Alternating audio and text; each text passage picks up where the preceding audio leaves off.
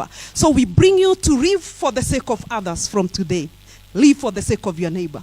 Our vision as PSG is to see a peaceful community, a peaceful republic living in harmony and enjoying public services to the fullest attainable potential.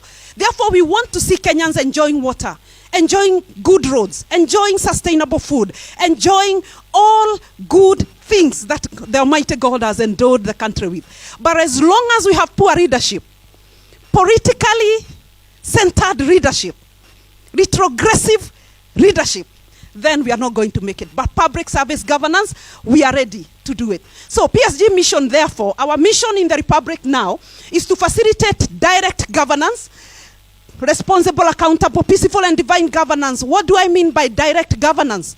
We are reigning in a season where the Constitution of Kenya provides for elected or elective leadership, that we have to elect leadership to be able to get the services. But as public service governance, we are asking ourselves, I think what has a beginning has an end. Please, when I look at democracy, I see like so many gaps are existing. When I look at the electoral process in Kenya, that after every 5 years, people must die. After every 5 years, we must birth IDPs as a country. After every 5 years, hatred, tribalism, family breakups, I question the electoral process. And let me ask you this, dear ones.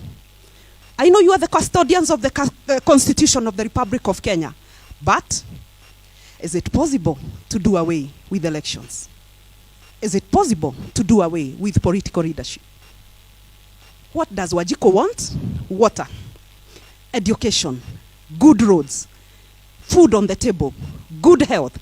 We have ministries of government that are supposed to give these services to the fullest attainable potential. Therefore, what is the work of politicians? Thank you. That's food for thought. Okay. Honorable members, ladies and gentlemen, by the end of my presentation, we will know what is good governance.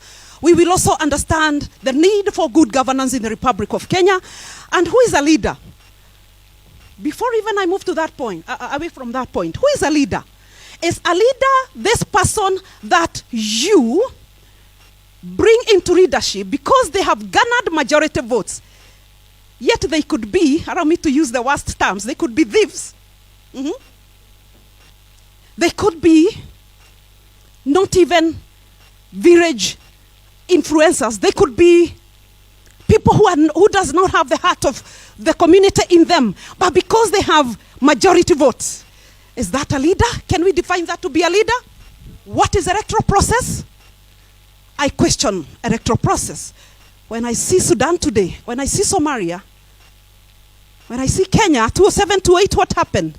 I question the electoral process. Can we have alternative governance? Okay, you'll know, you understand qualities of leaders and custodians. Who are these custodians of good governance? Who are these people that we are bringing on board to be custodians of good governance?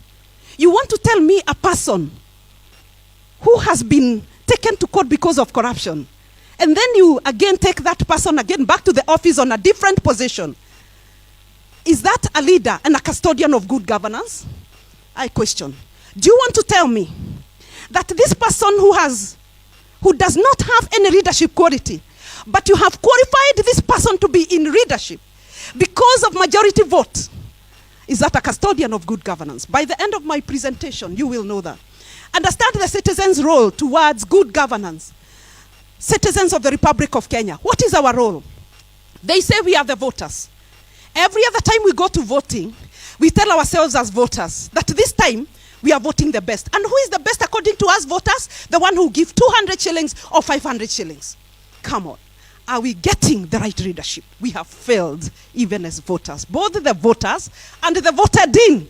Question marks, capacity gaps can we realize it's time for a paradigm shift in the Republic. We are also going to understand the institutional structures and systems of operationalization. When we talk about electoral system, a system that has been manipulated by the power of money. Money speaks in our electoral systems. I can comfortably speak this, that once I give you 500 shilling, then Kwa Kikuyu wanasema kaka ni gaito. Kwa Kiswahili kaka ni ketu, Kwa Kijaruo, I have not visited the Rural, so I may not know what you say. But are these people, are these systems, the electoral systems, they have become systems that have been manipulated by the power of money, the power of fame, the power of who is who. A time is coming that a child born in Kibera and has leadership qualities given by the Almighty God ascends into leadership. Not because they have money, but God has put into them brains that can be able to transform the economy, that can be able to transform education sector, that can be able to give every Kenyan food on the table. These are the kind of leadership that we are looking for. Otherwise, the power of majority vote is failing us every day. And that's why slowly we are bringing to you Kenya without elections. Honorable members, finally, action points. What are the action points as stakeholders here? What are the recommendations out of this conference today? What are we going to do out of this conference today? I would not like a conference where we come and sit and have a nice cup of tea. And then after that conference, nothing goes on. It's like, finished. Please, the organizers, the NGO Council, we salute you, and all supporting agencies, Faulu Kenya, and UN Women, TV47. What are we doing after today? Are we going to fold our hands and say, we did that conference, it's done? No. In fact, kazi sasa imeanza. Kazi sasa imeanza. We are looking forward to a very difficult year, next year, in our country. How are we going to handle it? Professor Gaido, technocrats, the professors, what is your take in governance in this country? Shall we continue, all of us, worshipping politicians, that he is my regional kingpin? That we gave him 20,000 votes, you continue worshipping him? And I think that's why God is not happy at some point. When we worship human beings and glory go back to politicians. Honorable members, ladies and gentlemen, good governance is the process of effective and efficient delivery of public services. This is what we call governance. This is what a government is supposed to do. Any government is supposed to ensure water, education, good roads, health. We always talk in Kenya, agriculture is the backbone of our economy, yet we cannot see the reality of it. Why? Because everything is politicized. Right now in the Republic of Kenya, people are not talking about how we're going to feed these families who are going hungry in Turkana, but we are talking about who shall we elect. I wish this language of who shall we elect comes to an end and we start thinking development. Honorable members, that's what governance and that's what governments should do. And that's why, to a great extent, public service governance is going out of the box and focus on service-centered governance, not politicians or political-centered governance. 24 round the clock. Ati nani atakuwa now the next pin of Coast, the next pin of Western region.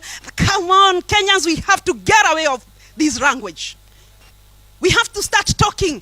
Ile tomato mzuri, the best tomato can come where in this republic. When shall Turkana start exporting horticultural produce? When shall Isiolo start Come on, this is the language that we want to hear from today. So let's rise up. Public service governance is reading, and we are ready for it.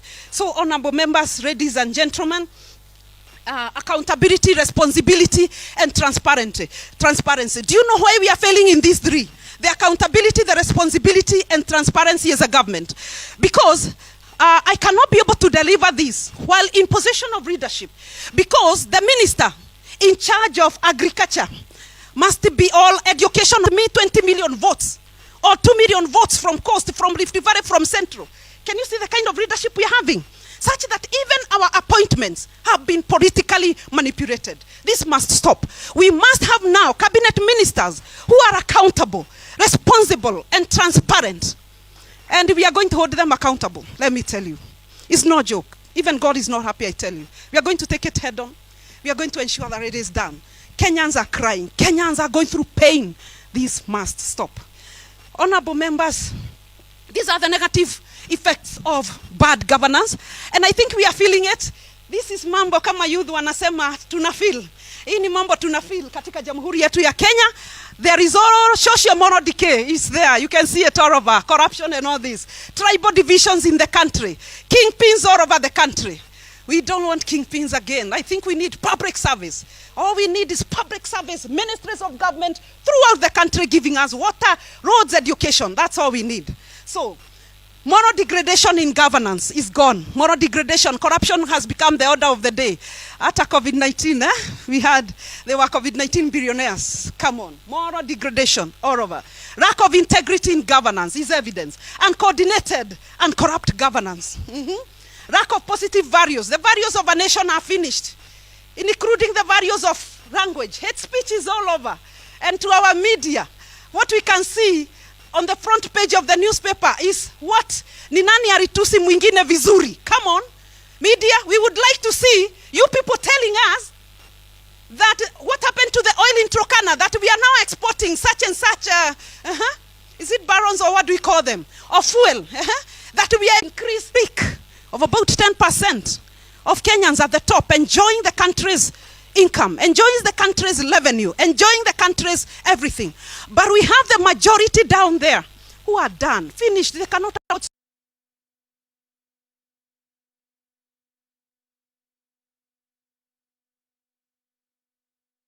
Equity. We need equity, equitable distribution of roads from government. Unfortunately, we must now define what is good governance and what is good leadership. Rate of poverty and expensive livelihoods. Unga is 150 and we are the producers of maize. Congested city in search of jobs. Nairobi, you try to walk, you have to squeeze yourself in. Congested Nairobi. Can we now industrialize counties? All this money, you know, the governors are requesting for much more money at the county.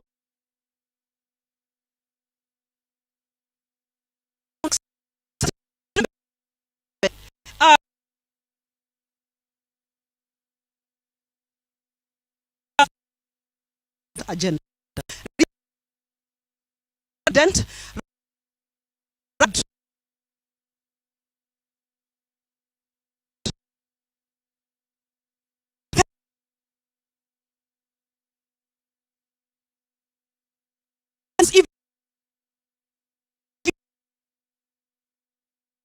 Binds us together, the country will be beautiful. But as long as we keep him aside, things will be bad. Therefore, honorable members, ladies and gentlemen, allow me to bring you now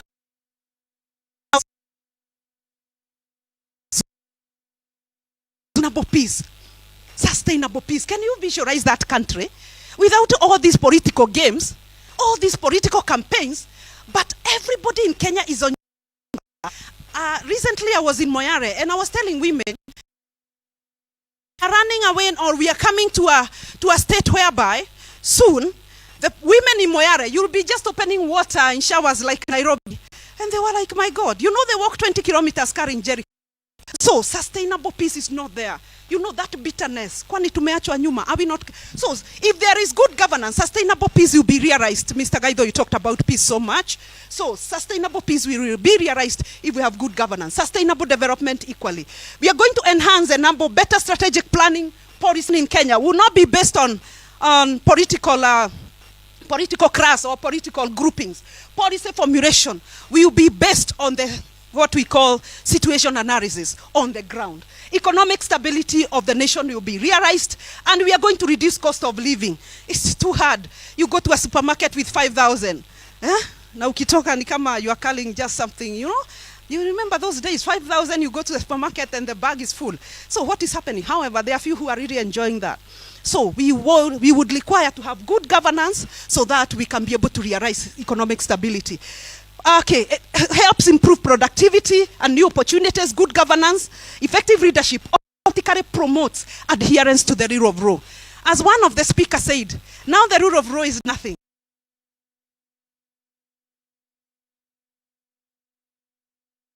Eric Wainaina sang nchi ya kitu kidogo. That you will see a matatu is not roadworthy. It is broken, the tires are finished, watu wamekaa waine. And you, as a police officer, you take that 50 bob at the detriment of these great Kenyans. Come on, what is the rule of law? What is good governance? To the police force, to our security agencies, good governance must promote openness, transparency, accountability, competence, innovation, and responsiveness. Okay, honorable members, let's now understand who is a leader. What are the qualities of a good leader? Understand the role of citizens towards effective leadership and governance. And leaders must understand the role of public service or service to the people. I wonder, do politicians understand what we mean service to the people? Do they really? When we have such a country with very rich soils right now, people are dying in Turkana because of lack of food. Do they know what we mean by service delivery? You visit some schools with a 100% transition. Some children are sitting like 4 or 5 in one desk with the COVID. Even out of COVID, that must not happen. I visited one of the schools in Northeastern called Habajot, and I tell you, it's a public school. You just visit it. The children are running under trees in some kind of bad weather. So, what is public service? Who is a state officer? Yeah. Qualities of effective leaders. 1, God-fearing. With the right heart of God and believes God is supreme. If you fear God, you will not corrupt your brother.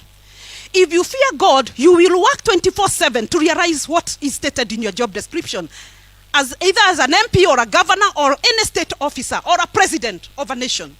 So if you are God-fearing, like last night, did I hear the passing of Ict bill? Where are we headed as a country in terms of God-fearing? I leave it at that. Think about it.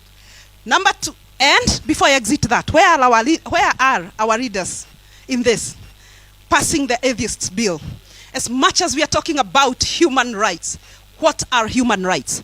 Does human rights provide for running away from what is the will of God? Where are we as a country? What bills are we passing? Okay, peacemakers. Every leader, whether a governor, a president, or who, must be a peacemaker. If you are dividing Kenyans, like what we are seeing in the political world, that these are my people, these are your people. If you are dividing Kenyans, then you don't qualify to be a leader. Good organizers. You must be a good organizer, especially in mobilizing community projects. Courageous and strong. Honest and respectful. Who can be trusted? We are talking about trust. Underline this, madam. Do we have honest and respectful leaders who can be trusted with huge responsibility?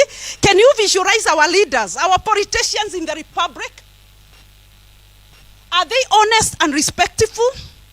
When we hear about COVID-19 billionaires, when we hear about misappropriation of education fund, when we hear about many things, honest and respectful. So they need to hear this gospel. Yes. Then, advisors, with the ability to give useful ideas and provide practical solutions. These are the kind of leaders we are looking for in the Republic. If they don't qualify, it's unfortunate. Self-controlled, one who does not lose temper. We are seeing all over on the media. We are naita huyu hivi. The next day, it's my turn to call the other one. The next day, they are not self-controlled. They lose temper. So good listener. Listens to other people. Yes, opinions, especially those that can assist the community. Yes, in government, I know we have still a few that we can listen to. We have a few who are making the economy work. We have a few still. We have a few remnants in government. Where are they? Can they stand up? Can they come out and speak? Can they come out and do something unique? Whether they're in the Ministry of Agriculture, Planning, or Education. Can those leaders come out? Those who are able to make decisions. A person with the ability to make decisions on issues that touch on the people of the Republic of Kenya. Where are they? All decisions in Kenya are made depending on how many votes I'll get from which region. Ati pesa ngapi tunapeleka Turkana za barabara? Na tutatoa kura ngapi huko? That's why I'm saying, is it possible to have a pure public service system of government without elections? Yes, divisive. A person with the ability to make decisions on issues that may affect, decisive, yeah. Community communicator, able to communicate effectively. Communication. What are the words that you release your mouth as a leader? Intelligent. Our leaders must be intelligent. A person with full understanding of the community. Do they understand the community? Or we understand the community from the voting perspective?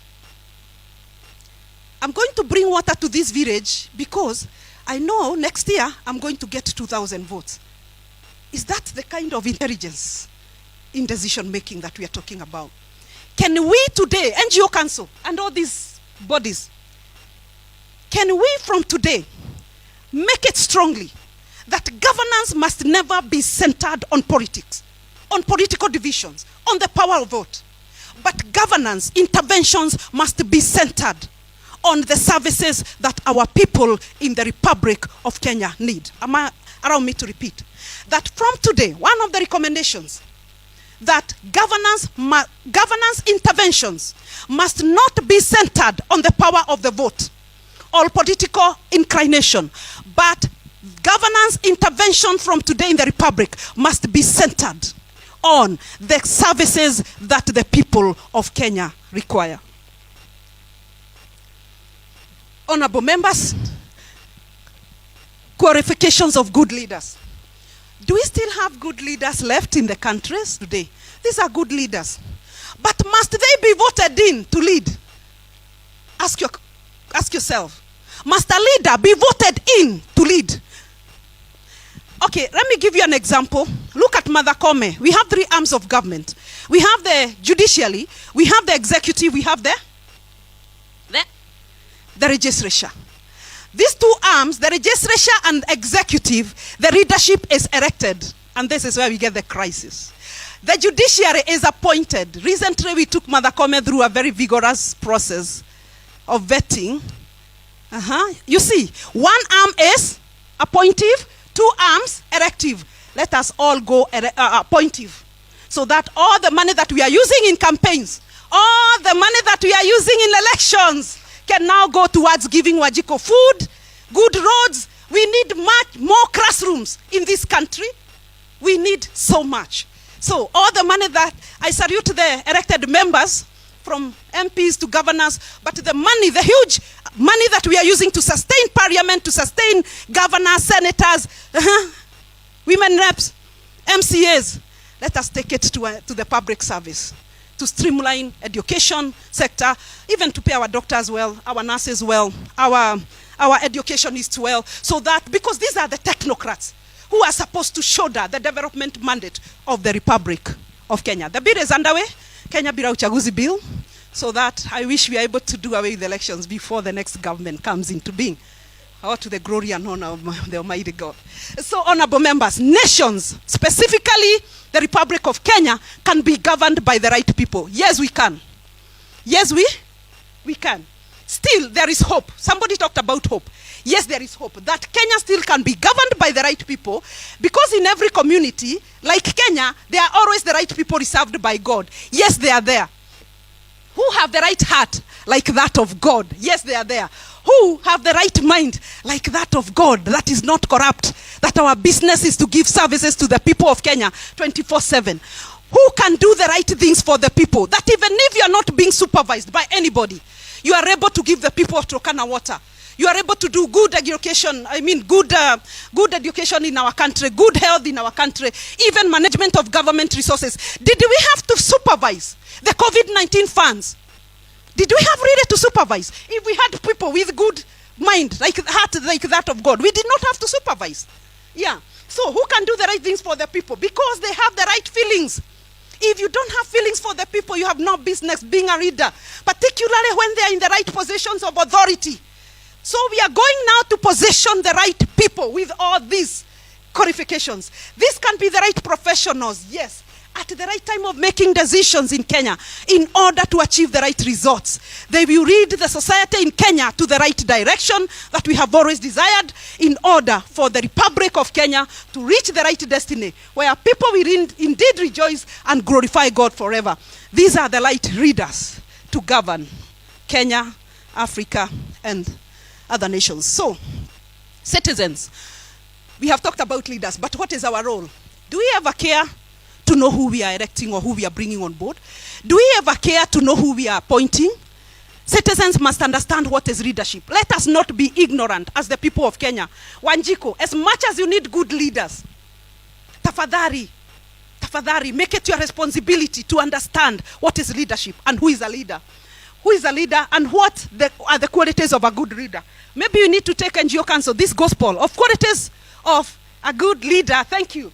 I have 2 minutes, my dear. Thank you. Yes.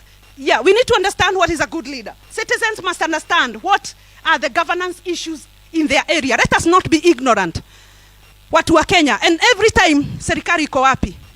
Yet you are the one who have dropped that piece of paper and you're waiting the government Minister of Environment to come and correct it. Kenyans, let us be responsible. Yes, citizens must understand what are the governance issues. I'm addressing the citizens also trust. If we have to build that trust, let us also be responsible. Citizens must seek information on governance interventions in their area and identify which areas we can participate. Citizens must embrace individual volunteer interventions through embracing my philosophy that it is my responsibility as a citizen of Kenya to good governance and effective leadership. Like recently, the public service governance, we moved closer to making Kenya own processes of governance. And especially this time, owning peace processes. And in Nairobi, we launched the peace philosophy that goes like, my peace, your peace is my responsibility. My peace, your peace, chairman, it is my responsibility to give you peace. It is your responsibility to give you peace. Tunaweza sema pamoja. 1, 2, go. My peace, your peace is my responsibility. Again, my peace, your peace, my responsibility. Kwa Kiswahili, amani yangu, amani yako ni jukumu langu. Tena, amani yangu, amani yako ni jukumu langu. To the President of Kenya, to His Excellency the Deputy President, to Raila, to the entire cabinet and everybody, the responsibility of peace in Kenya is incumbent upon each one of you. So the President can comfortably say, I, Uhuru Kenyatta, my peace, your peace, the people of Kenya, is my responsibility. To Ruto, Deputy President William Ruto, my peace, your peace as the people of Kenya is my responsibility. To His Excellency Raila Odinga, Raila Odinga, my peace, your peace as Kenyans is my responsibility. Amani yangu, amani yako, jukumu langu. We launched it recently in Nairobi. On 26th of November, we shall be launching it in Coast Province. We call upon you to partner with us in Coast Province. After that, we go to Rift Valley and all that. So, my attitude will change Kenyans. So, honorable members, after all that is said and done, where is my team that was doing something for me? Okay? Yeah, thank you. Finally, this is the last slide. Okay? Yeah, here. So, after all this is said and done, what are we looking for? After all this is said and done, what are we looking for? We are looking for one peaceful nation at the God of all creation. One peaceful nation enjoying water, education, good roads, food at the God of all creation. Kenya without hatred, Kenya without corruption, Kenya without terrorism, Kenya without politically instigated divisions, Kenya without tribalism, a nation full of peace and tranquility, a nation where all its people live for the sake of one another, a nation where the love of God binds us all together. In the name of the Father, the Son, and the Holy Spirit. That's what the Catholic Father would say. Thank you very much. Thank you very much, and God bless you. My peace, your peace, my responsibility. Amani yangu, amani yako, jukumu langu. Thank you very much for listening to me.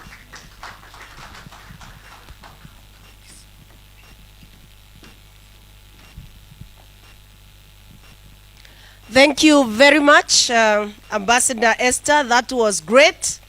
Accountability, transparency, and responsibility is a must for each one of us. I think I like that. And here's good. We need public service, not kingpins. That was powerful.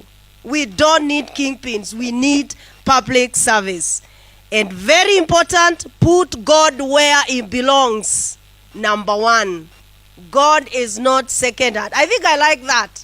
When you put God first, things change. And very important, as I call the next speaker, governance intervention must be centered not on political inclinations. You don't exclude me because I did not vote for you.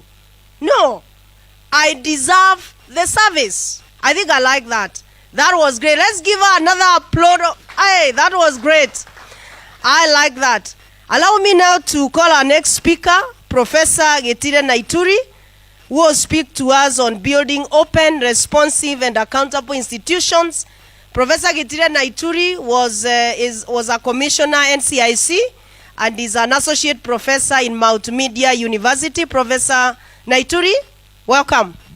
Let's give him a clap as he comes.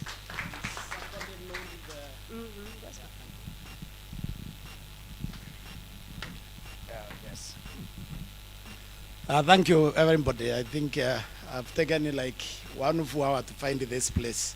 And you think people know Nairobi, actually we don't. 1 hour, and then the Kenyans, when you stop and ask them, they take you in all directions, which is very interesting. That's, they don't tell you they don't know because that's what they should say, so that you don't get further lost. So let me say that the speaker who was here, the very powerful speaker, and that's why I've argued that what we need to save Kenya, we need women, not men. You see, the passion with which she was speaking, the passion she was exhibiting here. Imagine if we have that passion from the men who you have to agree with me, don't love the country. You are not going to have good institutions. You are not going to have good governance unless you start at Article 10. Patriotism and nationalism. And that is one thing that is lacking in totality. And is lacking from the top to the bottom. Patriotism ought to start from the top. You have to agree with me. Okay? So even your president doesn't love the country because it's obvious. Otherwise, you'll be investing every shilling he has in Kenya. So we need to start with Article 10. Why is I'm waiting for them to start. So this is a weakness that we need to address, okay? So you also look at the people we have been hauling to court as a result of corruption. How many women do you see there? Very few. If you remember the Nuremberg, which was one of the mega corruption scandals which almost brought down the country, who told us about it? Jacinta Muatela. Is that a man or a woman? So you can see why we need women to save this country. If you have learned anything from COVID, is that the countries ended by women suffered very little, very few casualties. And the reason is very simple. The women are more honest in approaching public affairs than we are. So we need to build more. We need to get more if you have to save ourselves, because I can guarantee you we are in trouble. I don't know how many people can actually see that. That we are sliding seriously downhill. We need to recapture our moral compass. We lost it. I'm still waiting for you to learn this thing. And we lost it at the beginning. Nobody, I think if you want to be honest, you realize that when you start the nation in the wrong side would I be right to say long side of history? Because we started it wrong. You know, as a lecturer, there are two people, personally, I think I would like to blame for the mess that we find ourselves in. One of them is in Jaramogi Odinga. Jaramogi had an opportunity because he was a humanist. Alikuwa na utu. He had the opportunity to take power and set the country in humanistic terms. He didn't. He surrendered that opportunity. Because sometimes when God gives you an opportunity to do something great, you fail. So he failed. So we have trouble as a result of that failure, that singular failure. The other person is the former Chief Justice, Mutunga. Mutunga had an opportunity to implement Chapter 6 of the Constitution. And he implemented that vigorously. I can guarantee you the Kivage miracle would have continued. So two people basically have really found us in this century. What's are we getting there so we can get started? So when we talk about building institutions, when we are talking about good governance, what we are really saying is very simple.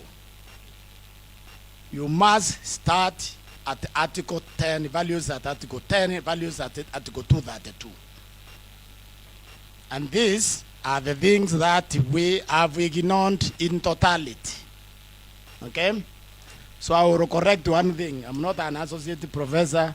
I'm a full professor of management and leadership at Motumende University. So there's a small difference there. Could we please go to the next slide so that we can get started? Yeah, it's okay. So what we are seeing here is in this country we are facing a lot of challenges. You are going to agree with me that this is an extremely rich country. It's a rich country where 80% of us live in poverty. We live in poverty because the resources are not utilized. The resources that we have been able to generate as a people are not utilized properly by the people we have given the responsibility. And that's why the speaker here said that we will now have an opportunity, take this opportunity seriously to put the people in power. You know, the other day, the deputy president said something, and I have seen that he got a lot of beating in the social media because people didn't actually understand what he said. He said if he is the president, there will be no money to steal. That's what he said. And the people are beating him. They are saying that's because you have stolen everything. That's not what he meant. Okay? The corruption in this country is official. It's in government engineered. You have to budget money for corruption. You see, in economic terms, by the way, corruption is a fantastic thing. It hurts nobody. Because that's what it is. It's about removing money from an efficient user who is the state to an efficient user who is the individual. Okay? So if you steal money like this fellow who died the other day, Crazy Grubi, you bring down Chumi, you bring down Kenya West, then you bring the 3 ways junction. Is it going to 3 ways junction? What is it going to that more? You do that, you have done no harm to us. Because that thing will employ people, give economic opportunities, money will circulate. It only becomes bad when the money goes out. So what was Ruto saying? There will be no idle money. If money is budgeted to buy this computer, the money will buy this computer. That's what he was saying.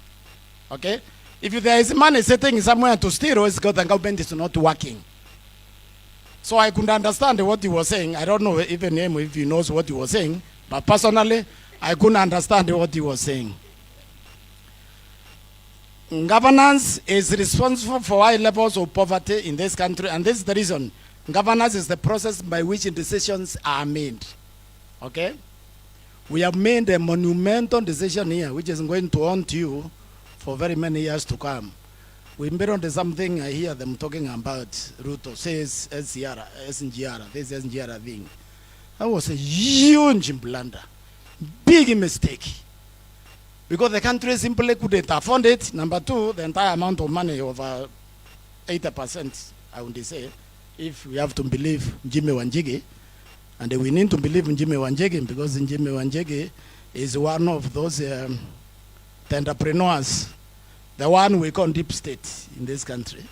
He said the railway was supposed to cost 55 billion to Malaba. We have no reason not to believe in Jimmy. And then he said they cost 390 billion to Nairobi. And then for what? Nobody built railways to facilitate imports. Railways are built for export. So we built that thing to export what? The railway, if you are asked in terms of participation, which is required by the law, you would have asked for a 6-line highway to Malava from Mombasa, not the railway. Because the 6-line highway, if you know anything about the Eastern Bypass, it is spawned towns, Kamakis, the land rate went up. So you have eateries, you have all sorts of things on that road. And 6th line, you're going to put all those trucks in the last line. Because, look at the socioeconomic implication of the road. The longer the truck stays in Kenya, the more you benefit to Uganda. Hits your food, sleeps in your hotels, okay, buys your tires, fuel which is 60% tax. Nobody in his right mind will not invest those billions on that SGR. After commissioning, you are still paying 1 billion for a month to manage it. After putting that kind of money. Okay? So, decisions, the decision-making process is our biggest weakness as a people. Big weakness. Then the failure, and she sent it, that lady sent it, the speaker, just when I came. Our failure to hold people to account for the decisions that they make or fail to make is our big problem. Okay? So who is responsible for our misery? Who are the actors, the government, civil society, political parties, media, lobbyists, international donors, multinational corporations, and then what you can arguably in this country call organized criminal syndicates. The one we are very erroneously defining as a deep state. We specialize as a people in giving good names to very evil actions. Corruption is theft. We call it corruption so it feels better. The deep state, there is no deep state in this country. The one in deep state as used in Western countries where it originates, it describes career civil servant so loyal to their country that they are willing to suffer personal loss to protect the state. What you have here is criminal entrepreneurs. Okay, they steal your money through tenders which they provide no service. You understand? And then after that, they come around and organize. They put a friendly government to protect their criminal behavior. Then they organize the next one. And I can tell you, I've been seeing them there. I've been seeing them calling meetings, saying they are interviewing. You know these guys who are calling themselves the Mount Kenya Foundation. Some of them are in the list of KEMSA. You cannot go in the limbs of KEMSA if you are a good person, because that was a matter of life and death. But we went there supplying nothing, and now you are telling us you're interviewing our candidates on our behalf. Who is going to be president? That's actually what the organized criminal syndicates do. So the country is at danger of falling into a gangster state. Unless, of course, like she said, we wake up, take responsibility, and change the trajectory. Because it's an extremely risky one we are moving in. I mean, you listened to testimonies. Some later on graduated 2018, works in KEMSA, walked out with a tender of 4 billion shillings. You know what the Procurement Act says, the processes to get those tenders. So we need to be honest with ourselves. And we are not. So, what does that mean? It means that good governance is about the vision of management of public affairs that seek to balance human and economic well-being. Okay? We didn't do that with the railway. You have to see the dying towns in Etonani, the Mutituandai, for example. If you follow that road, right now, you realize the damage we did to facilitate Chinese imports to East African region. What we could have done was to rent the land to China. And Uganda, and Rwanda, and Burundi, and Zaire, if they need those goods to reach their market faster. Then they pay us, we give them easement. That's what we should have done, okay? In fact, the country is better right now if you can scrap that thing. Then you will save 1 billion you are using per month. So that imbalance is required from leaders. And you know, this lady, I listened, I wish I was here in the beginning. She talked about pain. When you have leaders who cannot feel your pain, because they are also not feeling theirs. Okay? Because they are not human, they are not living. You are living half-dead. If you can't feel your own pain, you can't expect to feel the pain of another one. You need leaders who can feel your pain. Those ones are likely to make decisions, balance things, balance what we do now, and for the future generations. So overall aim of good governance is to empower citizens to act for positive social change. And the way you are going to empower these citizens is education. The civil society here plays a very big role here. And believe me, the education has been working. These Kenyans, they understand exactly what they must do. And this election probably will shock people. Because we have this idea, we can still put the Kenyans in tribal cocoon and make them vote that this time it may not work. We did a research at the NCIC to find out, you know, you test certain things to find out whether really the tribalism is a perception or is real. And our findings were that it's more perception than real. Because we sampled the cosmopolitan counties, Migori, Busia, Nairobi, Kajiado, you know, the counties where all the Kenyans live. We trust one another to an extremely high degree. Meaning that this idea about innovation is created by the political class to dominate you. That's why you need to learn how to ignore this idea. There is nobody here in this city who needs an apartment, who is going first to find out who else lives there in order for you to rent that apartment. You find an empty space, you occupy it because you trust other Kenyans who are there with you. Okay? So the division is basically brought by the political class, not us. Now, the Warundi Bank attempting to define what is good in government, good in governance for us. This is what they said. It's the manner in which power is exercised in the management of our country's economic and social resources development. How the power is exercised. Okay? And you know our problem during Jubilee administration is actually Parliament was captured. This is the worst Parliament since independence. It has not exercised its independence. It has not protected you. The Chinese contract is private. It has never been tabled to that Parliament. The money to Burundi that is in GR moved from Exim Bank in China directly to China road and branches, not been appropriated. Meaning that if you can get somebody who loves this country as the next president, they can actually refuse to pay that loan on two grounds. One, there is what is called a regime debt. A regime debt is supposed to die with the regime. Now, this is how regime debt works. If the money was not appropriated by Parliament, if the contract was not tabled and drafted by Parliament, that becomes a regime debt. And therefore, I'm going to the president can tell the Chinese, when you just follow your friends. It's not ours. Alternatively, you can file a lawsuit with the International Court of Justice because there's something called the morality of debt. The debt is not supposed to benefit the lender more than the borrower. The Chinese debt it benefits the China more than us. Even the insurance which covered the SGR, the premiums were being tracked to China. So it's very easy to escape the Chinese loan, given the Warundi Bank definition on how we should approach the management of public affairs. Okay? There is 8 major points that we need to consider in terms of good management. Participatory, consensus, accountable, transparency, responsiveness, and all that. There are many.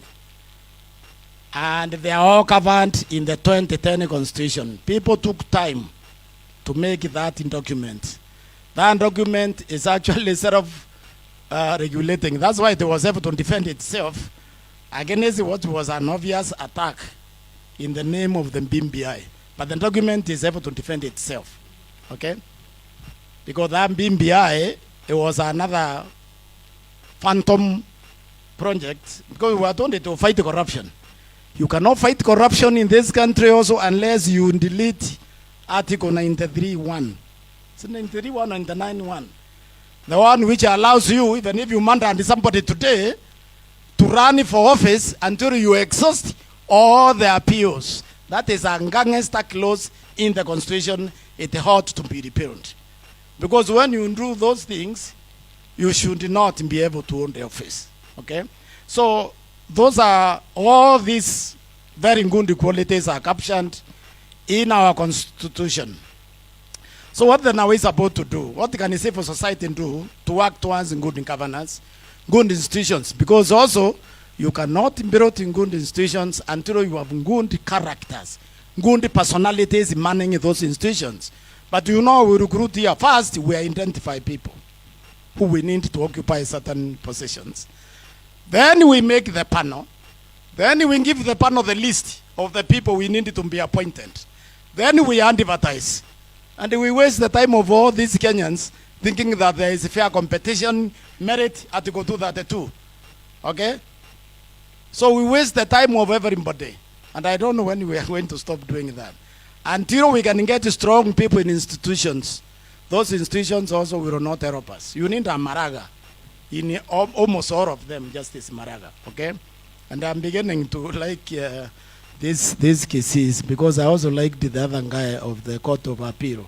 Is it Court of Appeal? No. Yeah, it's Court of Kiage. He was called the Kiage. I think these fellows can stand on their feet and do something for this country. Maybe what we need up there is one of them, but they didn't run. So there's a lot of possibilities.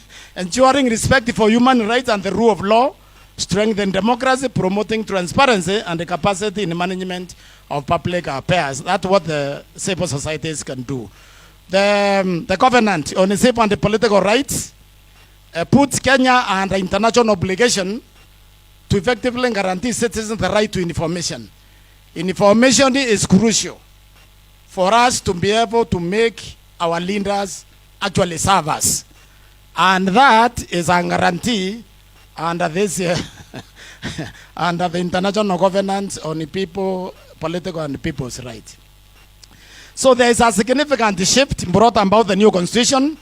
The right to information is provided under Article 232. And let me just look at the challenges very quickly because I can see that, did I see something from your side? You know, I'm very sensitive, yes. The challenges, criminalization of the political process, and the unholy nexus between politicians, civil servants, and the business community. Okay? There is something we did which was not right, and which nobody want to try to undo. We should never have allowed the civil servant to enter into business. Because we need to make a public service, truly public service.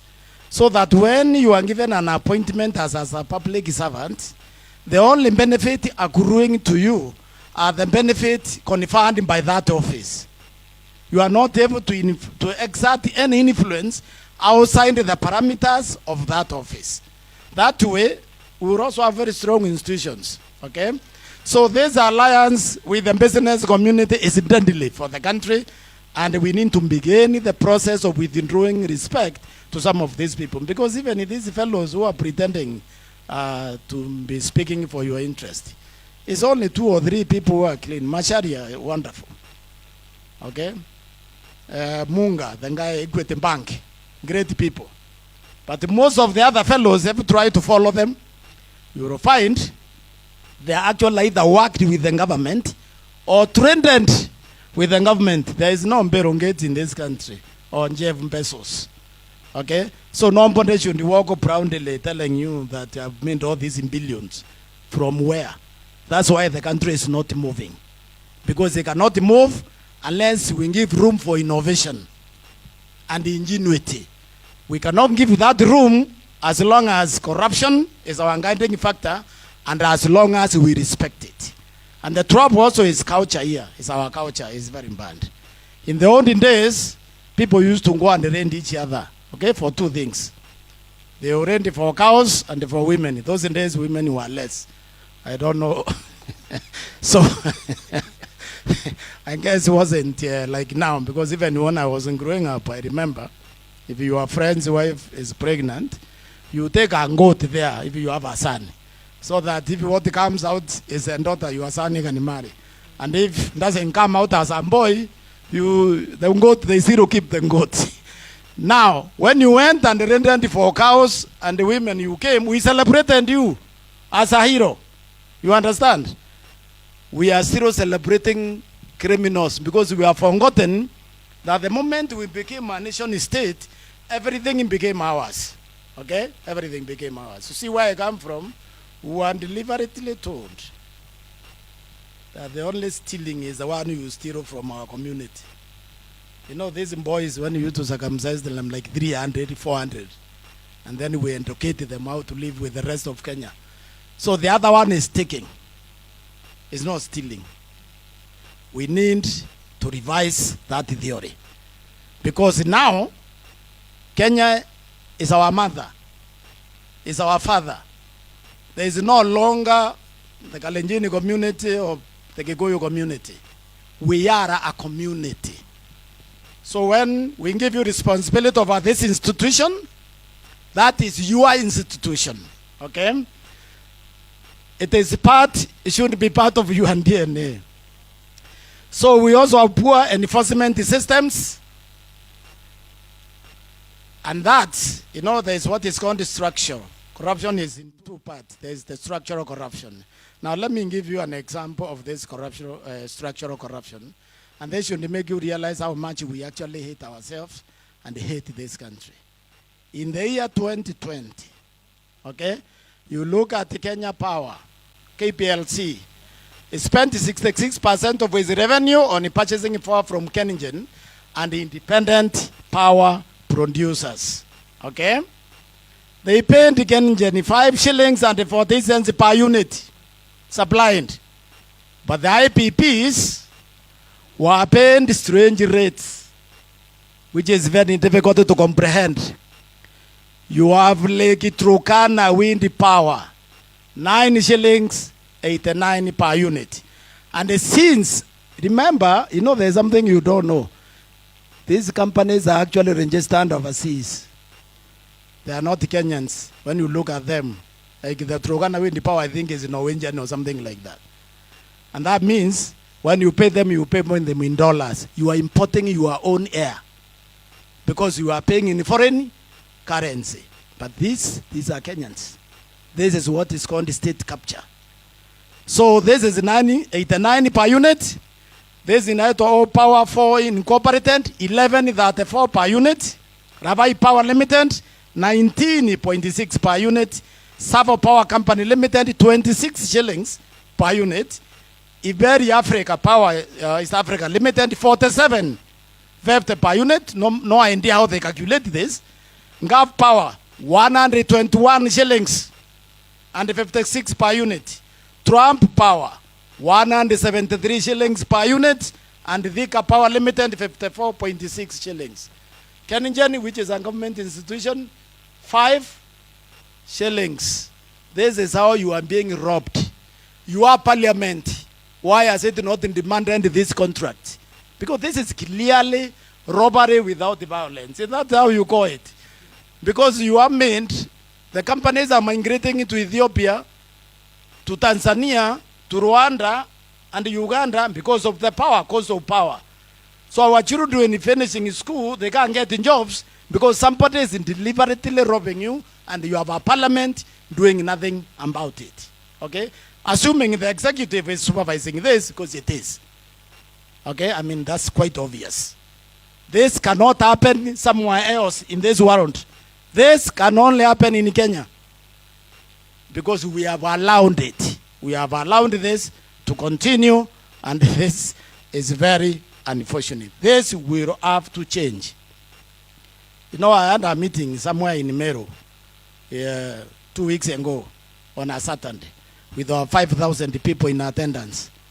And then I asked them, those with a graduate at home for the last 5 years, who has not been employed or created personal employment, put up your hand. Nearly all of them put up their hand. Okay? If you are going to continue like this, we will sink the country, and those who think they can enjoy, you won't enjoy anything. So you can clearly see Kenyan, which supplies 72% of power units used to Kenya Power and Lighting, received 53% of money paid, while IPP, independent power producers, receive 47% from 28% input. Talk about reaping where you did not plant. That is the definition of deep state, ladies and gentlemen. Is the definition of state capture. Thank you very much. I would like you to answer questions. Asante sana. Thank you. Let's give him a...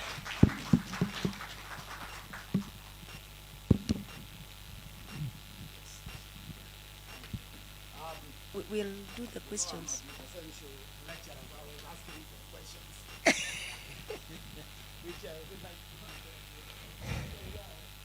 No, it's okay. It's okay. Yeah, thank you very much, Prof. I also happen to work in Mount Media University. We work in the same faculty. So thank you very much. I want to make a call to those who are watching us virtually. You can put your reactions and questions through the chat room in the Zoom handle. And I also want to invite those that are following us through TV47. And I want to thank TV47 for making this session live. Allow me to, before I invite our next speaker, we need to move a bit fast. We are late with about 30 minutes, but we'll cover. I think what I would want to say is take chance of your life, you know, and ignore the divisions that the political class is telling you. These divisions only come during elections. Right here, nobody has asked anybody where they come from. And we are all laughing, we are happy. So ignore them. Ladies and gentlemen, allow me to invite Wambui Kahara, the regional focal point on youth and governance approach, United Nations Office on Drugs and Crime, to speak to us on participation and inclusion. 15 minutes. I'll be very, very tough on time. Welcome. Let's welcome our next speaker with a clap.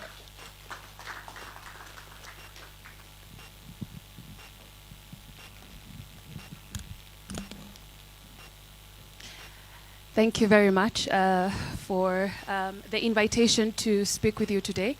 As introduced, my name is Wambui Kahara, and I work for the United Nations Office on Drugs and Crime. And I will just touch briefly on what we do. The United Nations Office on Drugs and Crime actually promotes global peace, security. We also promote human rights and development to make the world safer from drugs, from crime, from terrorism, and from corruption.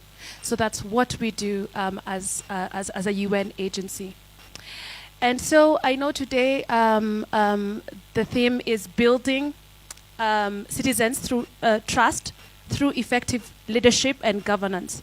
And I would like to congratulate and applaud the previous speakers who have really spoken effectively and have given good solutions when it comes to issues around governance and leadership. So they asked me today to talk about youth and women inclusion in political processes and the elections as well. But I would want to also start by saying that no one is born a good citizen, and no one nation is born a democracy. So these two are processes that have to be achieved in a lifetime. So we need to create a platform for deliberate action when it comes to achieving good citizens and a democracy for a country. And that being said, I just want to highlight a few things. One on women and also on youth. As you all know, Africa is one of the youngest continents in the world. Actually, it is the youngest continent in the world. Secondly, in Kenya, we have a very, very large youth population. Over 70% of our population in Kenya are young people. So this creates an opportunity for young people to actually be able to drive change and to also change our future. And we, as you all know, when you empower women, you empower a community. So we cannot leave out youth and women when it comes to issues around good governance, integrity, and of course, involving them in leadership as well. So I will talk a little bit about some of the interventions and maybe some interventions that I would like to propose in terms of us encouraging young people, giving the young people a platform for them to participate not only in policy making, but also in implementation of programs, in monitoring and evaluation, and giving them an opportunity to participate in political processes. So the first one is education. A population that is not education has a lot of problems because a population becomes vulnerable to crime and violence. When you see the history of elections in Africa, you will see young people who have been manipulated by the politicians to actually get into violence and get into crime, especially during the elections. But when you educate a population and you educate your young people, when you integrate good values when they're growing up and when they're getting educated, this is one of the solutions that we have to do.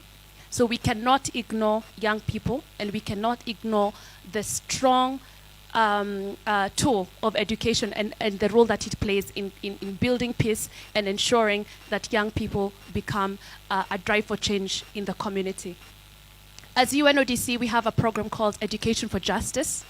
And Education for Justice, we have developed policies and tools that actually are integrated in the education system to be able to build young people and to be able to promote a culture of lawfulness, to promote the rule of law, and also to ensure that the policymakers and the educators have the right tools that is required to build good governance, to build young leaders who are good citizens, and to also ensure that they are preventing crime, drugs, terrorism, and also to build them to become resilient to some of the issues that we're seeing around where young people are being manipulated into violence. And so we want to build their resilience. So Education for Justice, we focus it at the primary level, the secondary level, and the university level. And we also support these schools to come up with justice clubs. And these justice clubs are a platform where young people can be able to have peer-to-peer mentorship, a platform where they can talk about issues around good governance, around integrity, around civic participation. And they can also talk about what are the challenges and solutions on issues around criminal justice, issues around crime and drugs, issues around violent extremism, and of course issues that affect the society as young people. So we work with schools and of course policymakers, and for you that are seated here, we work with platforms like this to be able to pass the message out there. So the second thing I will talk about is about policy making and legislation, which is very important. As you all know, we can come here and we can advocate and we can talk about the issues that are going on, the challenges that Kenya is going on, the injustices, but if there is no policy change and there's no legislation that will ensure that some of these policies are implemented, then we're doing ourselves an injustice. So what we have done is that we work with young parliamentarians across Africa under the age of 35. And these young politicians and young parliamentarians actually create a platform in their parliaments to push for policies and legislation that actually empower young people. So they push for issues around good governance and anti-corruption, and they have actually come together to form caucuses and platforms in their parliament where they push for issues around good education system for young people, employment for young people. They push on policies around giving young people the opportunity to participate fully and genuinely in the community. So we must change policy. We must create a platform where legislation is actually pushed through parliament for actually something to happen and for us to see true change. So we need to create a platform where young people have a voice. And we cannot, in this society, we are starving our lifeline if we do not give young people a chance and we do not give them an opportunity. So this platform is very useful to bring all actors together, to bring governments, to bring civil society, to bring academia, and to bring everybody in one table to discuss around issues that affect young people and women in the society, but also to give them a platform to be innovative, to give them an opportunity to actually express themselves, and for them to actually be innovative. And as you all know, we live in a very evolving world, a global world, where technology is evolving every single day. So we need to give young people a platform to use technology. We need to give them a platform to be innovative and to use their energy to actually find solutions and be the change that we need. We need to make sure that we are giving them the skills that they're needed for them to take part into leadership. And how do we do this?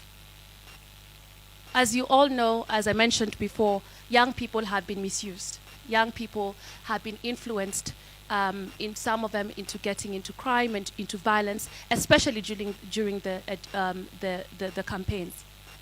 So we need to ensure that the messaging that we are giving to these young people, the influencers who are influencing them, have the right messaging and are encouraging them to actually take up action when it comes to issues around peace building. We also need to make sure that we are promoting grassroots movements that actually advocate for peace, advocate for youth leadership, advocate for the role of women, because every single opportunity that we have to make sure that everybody participates. We cannot do it alone as the NGO, we cannot do it alone as the United Nations, but we can do it all together. So my message and our message to you is that we want to work with you, because we want to work with you to ensure that young people are included at all levels of a society, women are included at all levels of the society, and we need to make sure that we are encouraging partnerships also with the government, with academia. We are encouraging partnerships with all levels, because we cannot do this alone. We have to work together. So I'll just end by saying this, and I know that a society cannot transform when we ignore the most vulnerable people in the society. And so for the young people out there, you're never too small and you're never too little to bring change. Thank you.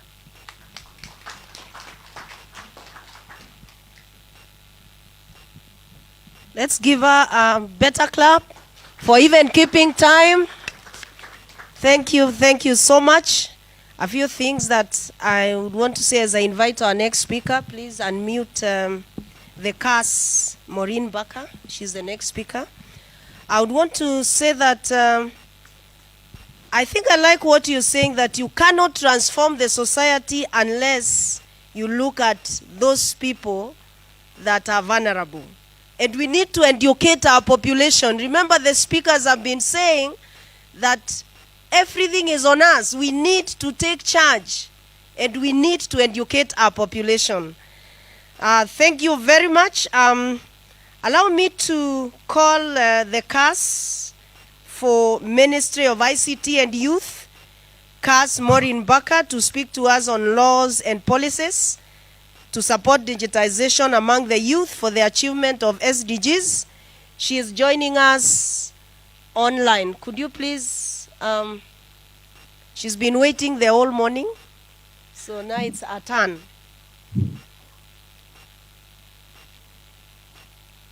We will have questions at the end. Welcome, CAS Maureen. Over to you. Thank you. Thank you so much. Thank you so much. Mr. Samuel Githinji, the Chair of the National Council of NGOs, Captains of Industries, representatives from government and private sector, invited guests, ladies and gentlemen, good afternoon. It is a pleasure joining you all today in this forum of learning and sharing of thoughts and ideas with the aim of bringing attention to the legal and policy agenda in relation to the SDGs in Kenya.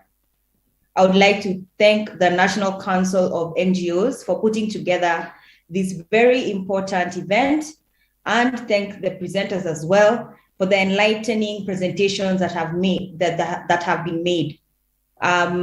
In particular, I have what has resonated with me from the last presentation by Ms. Wamboi was on youth inclusion, which of course resonated with me because I myself am a youth between the age of 8 to 35, and I'm also a young woman sitting in government. So thank you so much for your presentation. The theme today has been building citizens' trust through effective leadership and governance. And I am here today to specifically speak on laws and policies to support digitization among the youth for the achievement of SDGs. The government of Kenya is alive to the importance of technology and innovation in achieving Kenya's strategic goals, leapfrogging her economy, and promoting solutions for meeting development challenges facing the country. On the laws and policies that support digitization and create an enabling environment for the uptake of ICTs in the country, and indeed among the youth for the achievement of SDGs, allow me to begin by highlighting our very own Vision 2030, which promotes implementation of policies from broad-based inclusive growth. The Vision 2030 is premised on 3 key pillars: the economic pillar, the social pillar, and political pillar, which are anchored in the creation and enhancement of a stable macroeconomic environment, continuous governance reforms, enhanced equity and poverty reduction, and wealth creation. The vision is implemented through a series of 5-year medium-term plans, and Kenya's MTP3 prioritizes the Big 4 agenda as set out by His Excellency, the President, the Honorable Uhuru Kenyatta, focusing on boosting manufacturing, promoting affordable housing, food and nutrition security, and universal health coverage. Kenya's Vision 2030 calls for the development of a vibrant ICT sector that promotes social economic growth and drives productivity in other sectors. The ICT sector is positioned as a critical driver and enabler to Kenya's socioeconomic development. It is on this backdrop that the government developed a number of policies and documents that emphasize the importance of technology and innovation in achieving Kenya's strategic goals. These include the National ICT Policy, Kenya's Digital Economy Blueprint for Africa, which was launched at the Smart Africa Summit in Rwanda in 2019, and the Draft Digital Economy Strategy, which is a 5-year implementational roadmap to operationalize the Digital Economy Blueprint. The blueprint recognizes 5 fundamental pillars as catalysts for a robust digital economy. These are digital government, digital business, infrastructure, innovation-driven entrepreneurship, and digital skills and values. The blueprint and strategy both recognize the cross-cutting issues that are necessary to support the 5 pillars. One of these is, of course, the existence of a data protection framework. And for these reasons, the ICT Cabinet Secretary, the Honorable Joe Musheru, enacted the Data Protection Act in November 2019. Further, to enable the implementation of the Data Protection Act and to guide on compliance, a task force was gazetted to develop data protection regulations. The task force has since developed the three sets of regulations that will see the practical implementation of the Data Protection Act. And the regulations include general regulations, compliance and enforcement regulations, and registration of data controllers and data processors regulations. With advanced technological advancements comes the need for privacy, which is a fundamental human right that is recognized in the UN Declaration of Human Rights. The Kenyan Constitution heralds the specific right to the protection of personal data, where a person has the right to not have their information relating to their family or private affairs unnecessarily acquired or revealed, and the privacy of their communications to be not infringed. As the government and Ministry of ICT, we are cognizant of the need for the Kenyan people to be protected as they navigate the digital space. Further, on the cyber protection laws, we do have the Computer Misuse and Cybercrimes Act, which provides for offenses relating to computer systems and contains provisions to enable timely and effective detection, prevention, response, and prosecution of computer and cyber crimes. We also have the Kenya Information and Communications Act and its regulations, as well as guidelines on cybersecurity for payment service providers, amongst other regulations. Additionally, the Communications Authority has published the General Information Security Best Practice Guide, which was issued by the CA to be adopted by Kenyan organizations and users across all sectors to enable them to deal with common information security challenges. The CA has also developed Child Online Protection Guide to create awareness on how we can all ensure children are safe online and are free from online crimes that include solicitation, bullying, and identity theft. Ladies and gentlemen, the COVID-19 pandemic is generating an unprecedented crisis that threatens progress towards achieving the Sustainable Development Goals in Kenya. According to the World Bank report titled Ict Competitiveness in Africa, Kenya is one of the leading countries in ICT development in Africa, together with Morocco and Nigeria. Kenya is therefore a leader in digitization in both private and public sector, with a growth of roughly 25% in internet penetration in the periods 2001 to 2016. Further to this, Kenya's digital economy has been advancing with the growth of ICT as a development pillar in the country's comprehensive strategy, as stated, the Vision 2030. In line with SDG 8, which is on decent work and economic growth, the government of Kenya, through the Ministry of ICT, launched the Ajira Digital Program to help empower its youth. The program aims to introduce young people to the world of online work and provides tools, free training, and mentorship that is needed for young people to work and earn an income through online work.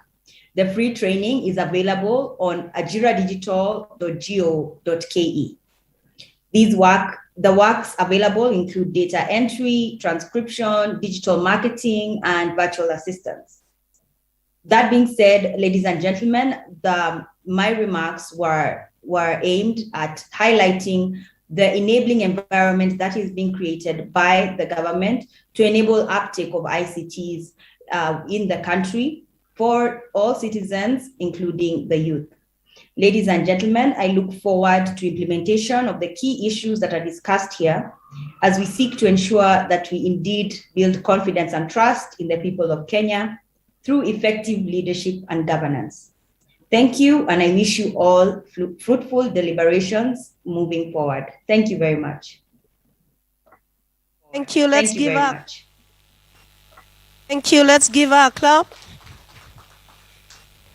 Thank you very much. And as you rightly said, please ensure that the implementation happens. I'm told that Singapore is where it is because implementation was done on our own strategy. So I think if we implement what you have said, this country will be different. Thank you so much. I hope you'll be there to answer a few questions during the plenary in a few minutes. Ladies and gentlemen, allow me to invite John Nyogot from TV47 to briefly speak on the role of media in governance.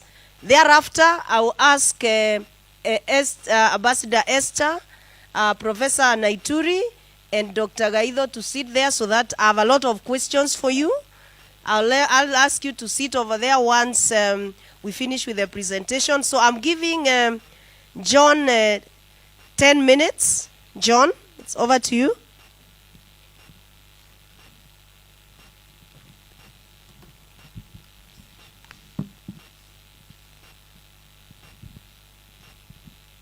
Good afternoon, ladies and gentlemen. Good afternoon. Are we already switched off, or I can't hear you? Good afternoon, ladies and gentlemen. Thank you so much for that. I bring to you a very good and very significant angle on today's topic. And my other presenters have talked about good governance. But there is one tool that is very important, and that is what I want to present this afternoon, that even as we discuss the role of rather good governance, there's a role that we in the media industry or the media fraternity ought to play so that at least the sequence is complete, or rather the equation. And that is what I want to touch on briefly. I know I might not take the entire 10 minutes, probably 5 or so, but let me see how it goes. So there's something I want to bring into your attention this afternoon, that the media diplomacy has greatly evolved and changed over the past decades, with the progress discerning from beginning days of traditional printing press and the internet kind of thing. And because of this kind of evolvement, we realize that the media also takes a better chunk, or rather a bigger chunk, when we discuss good governance. And how we come in is that we have a pool of people who consume media. And when they consume media, you included, we can bring this topic into everybody's attention. We say we set the agenda, rather.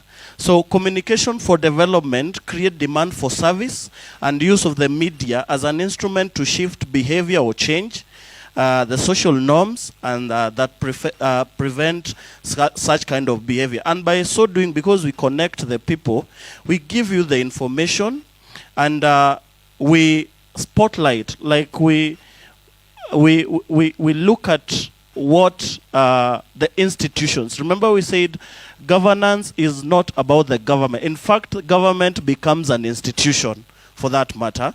So when we come in as the media, we spotlight, or we say, now, can we put, they say in Swahili, kuweka kwa ratili. Yeah? So we look at what the institutions are doing, then we ask the questions. In fact, media is more or less like challenging and asking the questions. We should not give a blind eye when it comes to asking the tough questions, when it comes to governance. And I think the gentleman from NCIC was giving us challenges. He was giving us scenarios, especially the one that captured my attention is the Kenya Power issue.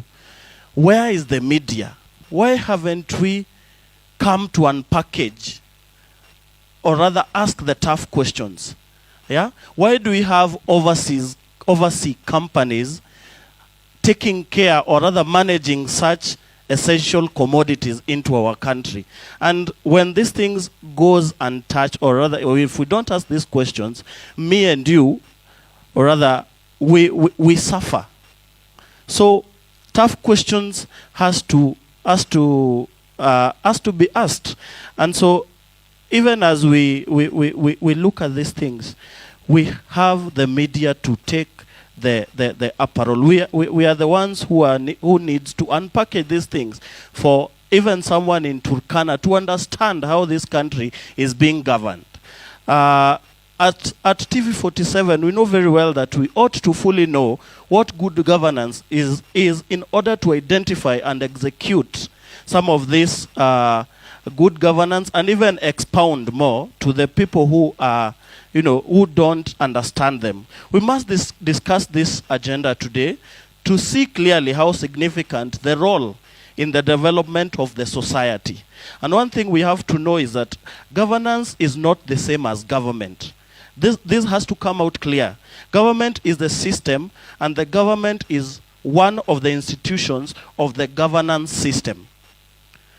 So clearly, we are looking at governance in terms of institutions. We look at institutions and government. So with that point, I just wanted to clarify that when you're talking about governance, we are not like looking at the government per se. We are looking at the institutions. Are the systems working? If they are not working, what can we do? I thank Ambassador Esther when you said, and in fact, I thought about it. Can we have a country without elections? It is something we ought to ponder about, we ought to think about, but is it possible? When you think about that, you realize that we are far away from getting it, but it can be done. It can be done.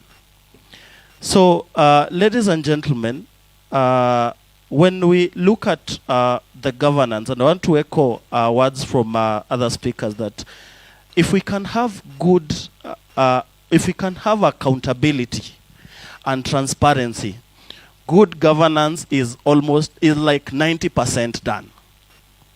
Yeah? So if we have accountability and transparency, this thing is 90% done. But I want to bring the angle where I come as a media personnel, that let us get the right information, we give it to you for consumption, then we ask the tough questions. But allow me say that sometimes back in this country, if you've looked at how media has evolved, we at some point depend on some of these institutions to survive. Yeah? So sometimes we are gagged. But again, we rely on other institutions to give us the information so that we give it out.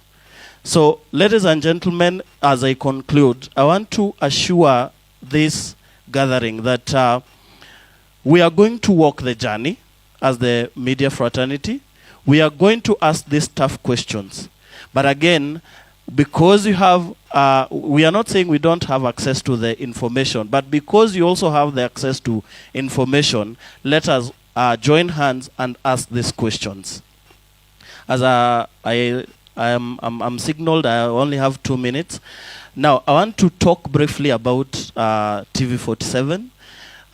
Indeed, it is a great pleasure to having participated into the National Council of NGOs event.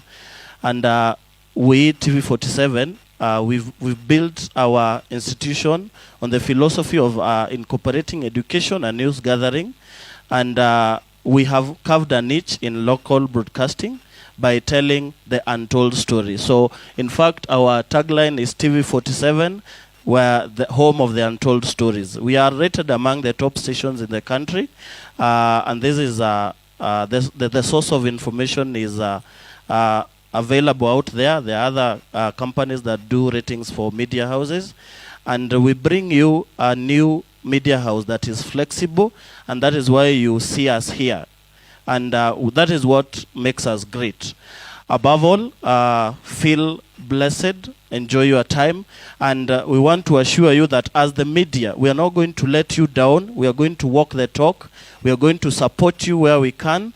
And so even as we get to the next stage, just know that we have your back, and anything that is needed on our side, we are available to execute. Thank you so much. Thank you so much. Let's give him a clap. The question I would want to ask media now that we are live is, why would they cover politics and not development? Why is it that media thrives in negative news? That's the question I would want the media people to answer. Because they say that negative news sell. Yes, they sell, but are you really building the nation? Why do you thrive in negative news? And it is good to hear that, John, that you're changing the trajectory. We expect to see the media bring people together. It's about peace. Let's repeat. I think I like that adage of Ambassador Esther. My peace. Yeah. Media, you need to know that It is your peace is your responsibility. Give us positive news. As I call the last speaker, then we go to the plenary. I want to read just a few reactions from the live coverage because of time. Professor John Kanjogu from Laikipia University says that these are very enlightening presentations. Thank you very much, Professor Kanjogu. There's a gentleman, Kasmar Makori, says very informative deliberations by Professor Naituri. There's a lady, Asha Wario, says the whole truth and nothing but the truth. I think I like that. Let's give a clap to our presenters for saying it as is. The whole truth and nothing but the truth. Allow me to invite the last speaker for this morning, and then we answer some questions I have from the live coverage. I want to call Japheth Ochieng, Head of Business Growth, Faulu Bank. I give him 15 minutes. After that, please, Ambassador Esther, Professor Naituri, and Dr. Gaido. There are questions that I have here for you. So you'll be sitting there and then you answer the questions. Welcome, Japheth.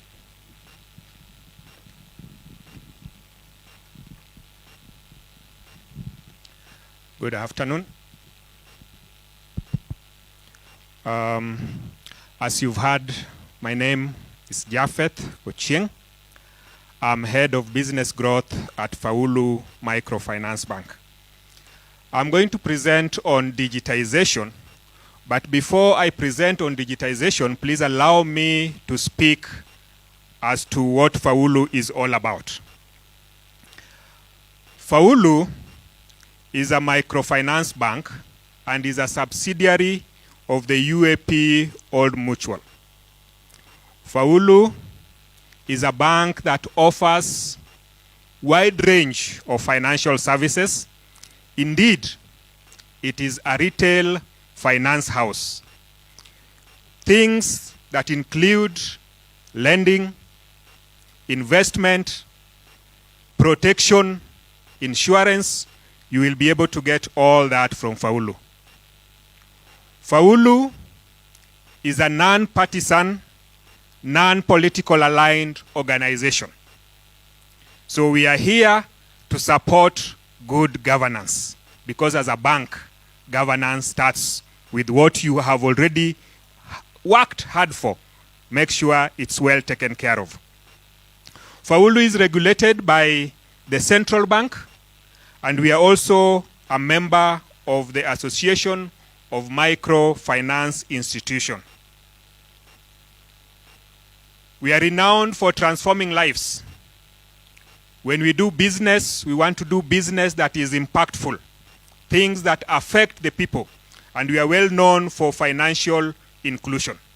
Just to give you a brief history about Faulu. Faulu was founded in the year 1991. And Faulu started as a microfinance program where the then sponsor, which was an NGO, and we are happy that we are now talking in an NGO Council's presentation, Food for the Hungry. When they came to Kenya, they saw the women who are working hard within Madare area, within Kibra area, and they wanted to support this.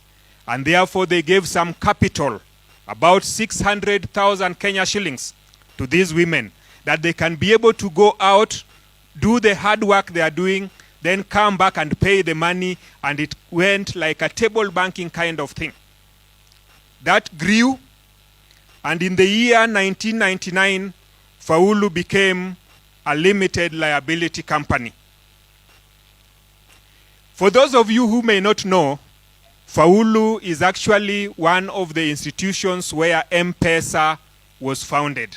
When Safaricom wanted to test M-Pesa, they tried it with Faulu Microfinance Bank because of the reach of the bank and the people they were targeting at that point in time, which was the micro or the small kind of people, the base. In the year 2009, Faulu became a deposit-taking financial institution, and thereafter we grew, and our shareholders, that's the UAP Old Mutual, took over the bank in the year 2014. when they became the majority shareholders. So what is our vision as a bank? Our vision as a bank is to be our customers' most trusted lifetime partner, passionate about helping them to achieve their financial needs. That is what we are there for, to help you achieve your financial needs. And working with the NGO Council, we want the NGOs, because we know the NGOs work with thematic areas within the economy. How do we make sure that those who are less fortunate are included in the financial services? Those who are not doing well are also included. So we are talking about financial inclusivity. I think that's more about Faulu. I will go on to my main subject of today, which is about digitization. We have heard the CAS for ICT tell us about the policy frameworks that they have put in place to make sure that digitization actually takes effects and help the country to grow. So digitization is one of the major current trends within the society and especially within the business environment. Digitization is the adoption or the increase of use of digital channels, use of computers, use of technology to make sure that we can be able to get information at our fingertips. Adoption of digital channels include making information available on digital platforms, which includes the phone, includes the laptop, automation of processes, and development and utilization of applications. With the advent of COVID-19, a lot of things have happened. And COVID-19, whereas it did not come to initiate digitization, it has actually accelerated the process of digitization. We are seeing that with that came the lockdowns, and with the lockdowns, of course, people had to identify new ways of working, new ways of doing things. Find that even going to the bank was a problem. Those who had never used the digital platforms in terms of withdrawing money from their account were now able to do that. And we have seen that internet services have seen an increased usage, almost 40%. And this is still going to continue. We are here physically, and there are some of us who have joined us virtually, use of digitization to make sure that things actually improve. Applications of the digital channels, that's in communication. We have things like WhatsApp, Zoom. In governance, we have e-citizen. In finance, we are talking of things like Faulu Digi. I'll talk briefly about that. In medical services, we can now be able to do things digitally. So in terms of digitization, we are talking of what are the processes of digitization. First of all, identify the areas that require digitization, analyze the current state, and then see the gap that is there that you need to fulfill. Number two is to define the roadmap. Define the current gap and the state of that you desire with the digitization. Identify the steps and then define the roadmap to get to that step. Lastly is to implement, carry a proof of concept, implement, and get the desired results that you are looking for. We are talking about building confidence and trust through effective leadership and governance. How will digitization help us to impact this particular area of building trust and confidence? That digitization can help in the voting process. Voters do not need to be there physically, but this will strengthen things like debates. You see a lot of people commenting through the channels on what needs to be done. It enhances participation for everybody and brings inclusivity, eliminates the issues of malpractices within the election process so long as it's well tied. In terms of governance, We are talking of efficiency in service delivery. You can be able to apply for your ID at the comfort of your home and then pick it up when it's due. A lot of these things have been digitized, and that's making life easier for us. In terms of equality, it brings in inclusion, which includes women and youth that we are really focusing on at this particular point in time. What are the key challenges with digitization? There is cyber security, which is a major concern. Digitization also brings up challenges of capital requirements. We have inadequate capital, which then makes leads to building of platforms that are not quite strong. And then some of the structures that we build are very, very rigid, and there is lots of concern with privacy. I'm about to finish. Application of digitization. We talked about services, Huduma services. You can be able to get your services at every point in time. You can be able to automate processes and improve on efficiency. Decision making then becomes quite easy, that you have all the information that you require for purposes of decision making. And then you can be able to share the information with all the other parties. I will not talk so much on the future of digitization, but I want to talk slightly about Faulu and what we have done in the space of digitization. As I mentioned, Faulu started as an NGO. We have taken lots of investments to make sure that we digitize, and we have now come up with what we call the Faulu DigiCash. Faulu DigiCash is a platform that allows you to move money digitally from your account to your M-Pesa wallet, from M-Pesa wallet to your account, and you can be able to make sure that you can be able to manage your account, do standing orders, order your checkbooks, whatever banking you need, you can be able to do it. Even do RTGSs on the Faulu Digi platform. And that is to help all of us be included in the financial services, and as I've already talked, will also help us in governance and improve our processes. I want to stop there. Thank you so much, Daktari. I do appreciate. Thank you very much. Let's give him a clap. I will request Professor Naituri, Ambassador Esther, Dr. Gaido, please to sit here. We need to do some questions here. And I'll request also the participants here to ask questions. The ones I'm reading are the ones online. Ambassador and Dr. Gaido, you want to give them a microphone?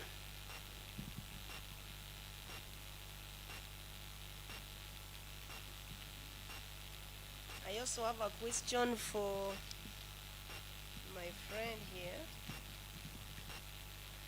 Right, so I'll start with a question to Ambassador Esther. And the question is Kenya ripe as a country for Kenya bila uchaguzi call?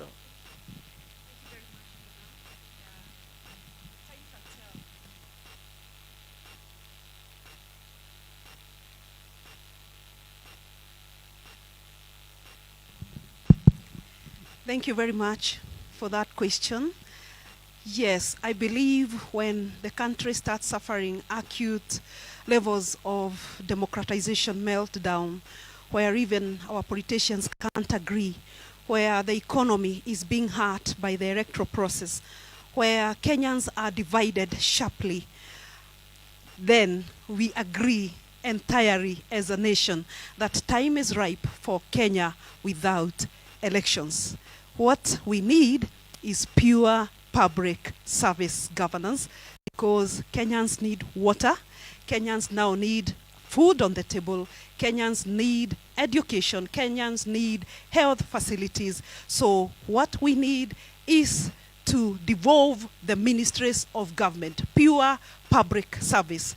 Services given by the ministries of government only, away from political class. We salute the political class who have governed this country since 1963 But what has a beginning has an end. We must say kwaheri to elections and embrace Kenya without elections. Thank you.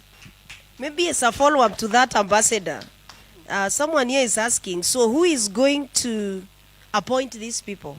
Thank you very much. Recently, as a country, we had the appointment of Her Excellency, the Chief Justice of the Judiciary, Honorable Mother Koome. And the process that Mother Koome went through, it was not elective. She never campaigned in this country.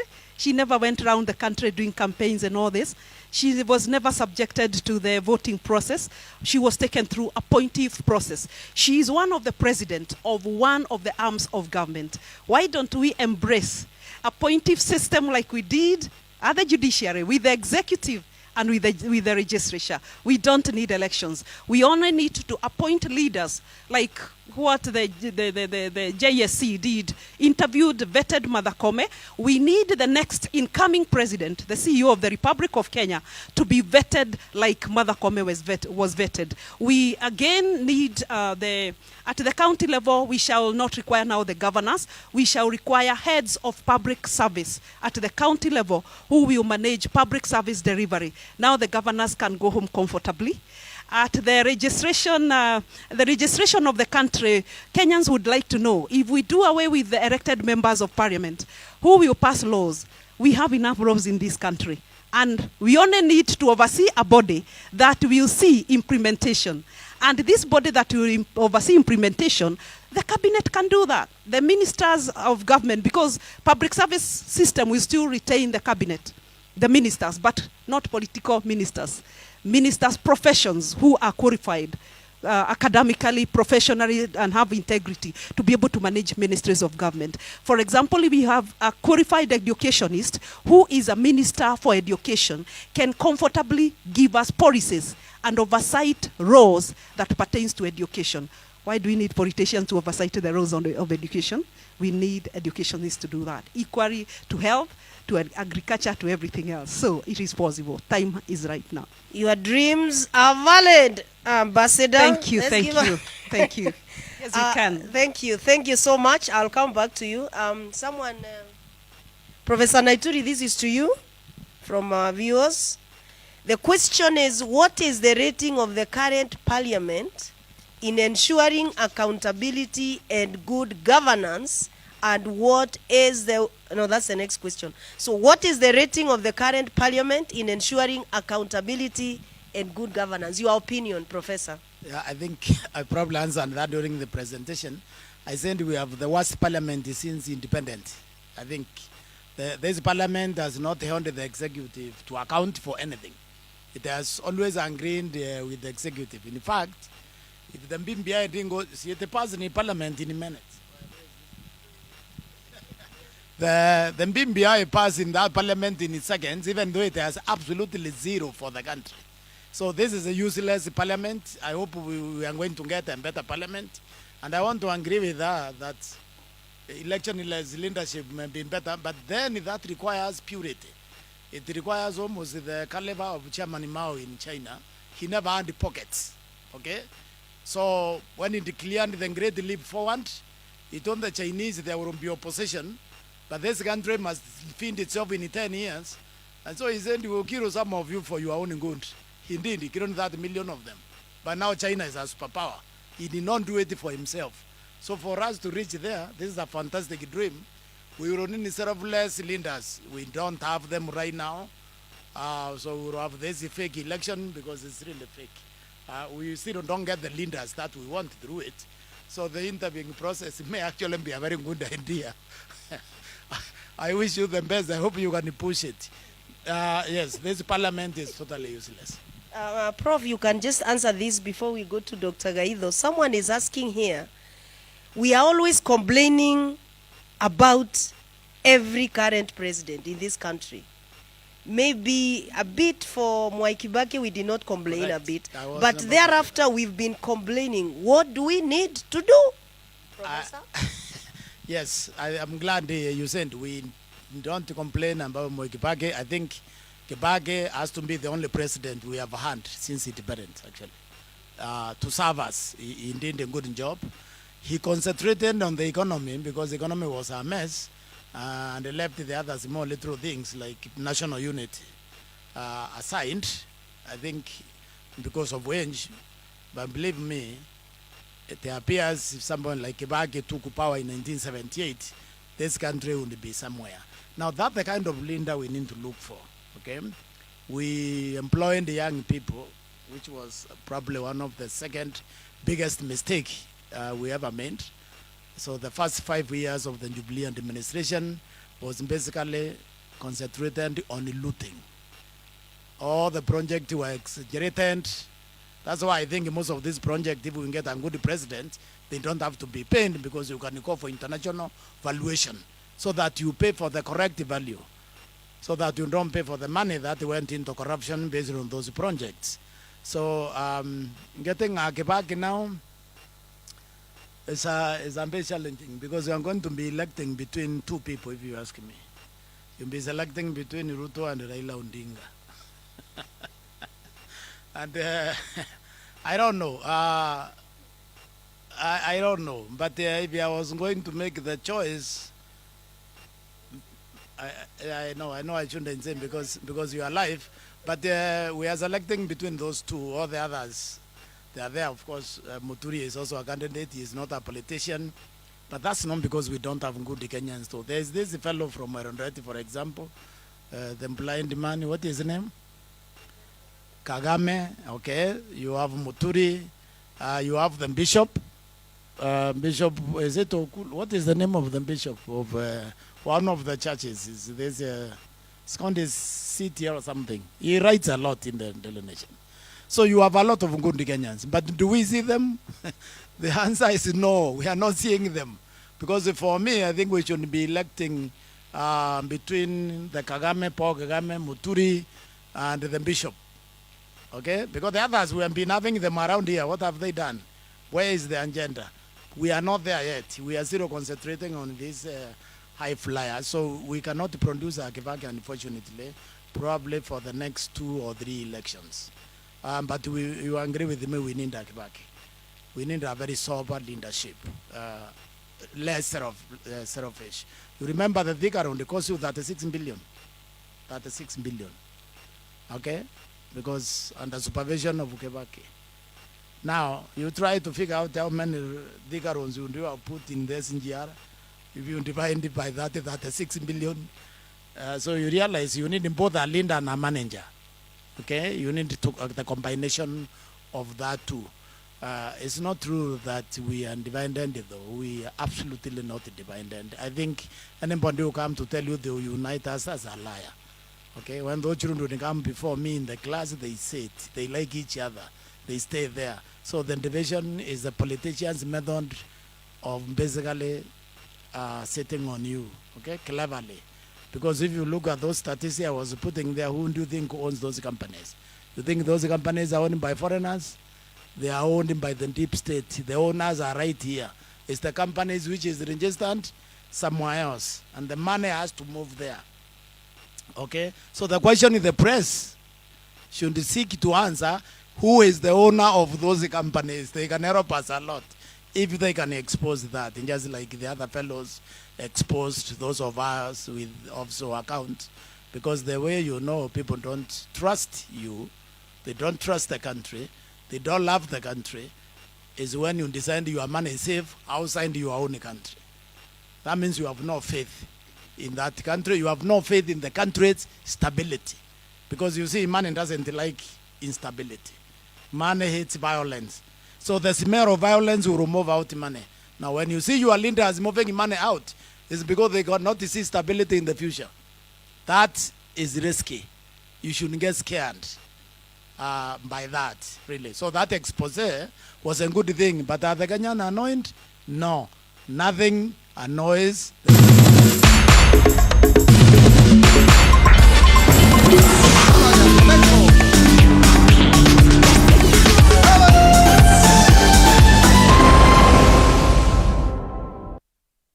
DJ graba daba, alafu cheza doba. Ikibamba sana unapulo mara saba.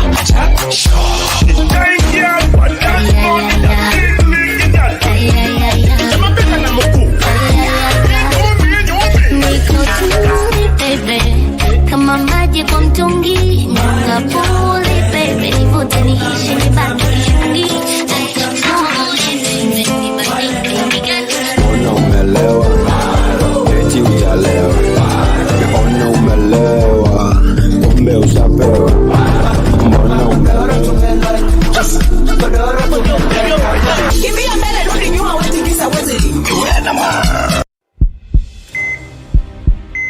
Valeria is a noble woman who puts her life at risk to protect little Camila, who she babysits. In the middle of the night, when two thieves break into the house,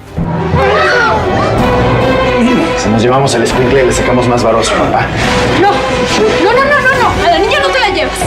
Antes me matas. Valeria's life seems to crumble when Andrea, Camila's mother, reports her as an accomplice to the robbery and gets her arrested. Sebastian, Camila's father, helps her to get out of jail, convinced she is innocent and moved by a feeling that is blooming in his heart. Between Valeria and Sebastian, love emerges, but it is gloomed by Gracia, a powerful woman who desires Sebastian with intensity.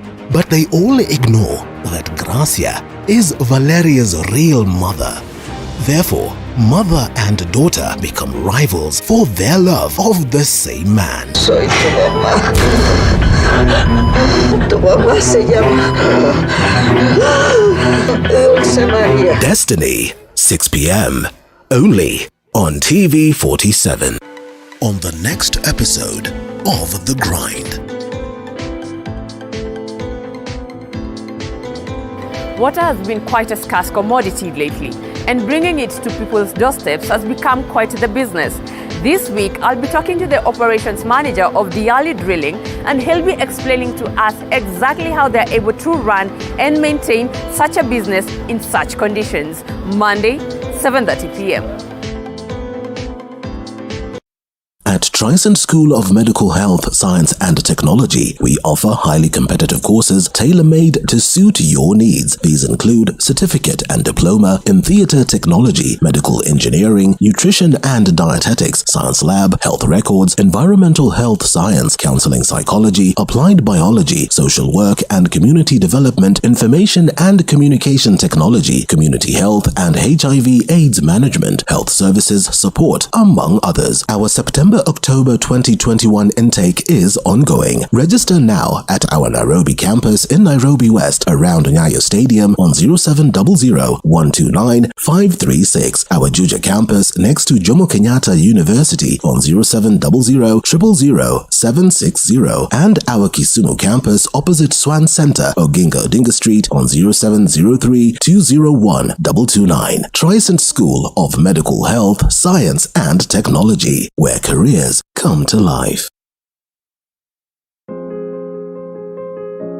The Nyali Golf View is situated along Links Road, Nyali, near the Mamba roundabout. Accommodation at the Nyali Golf View ranges from luxurious, air-conditioned, self-catering, elegantly designed 3-bedroom, 2-bedroom, 1-bedroom, and a presidential suite.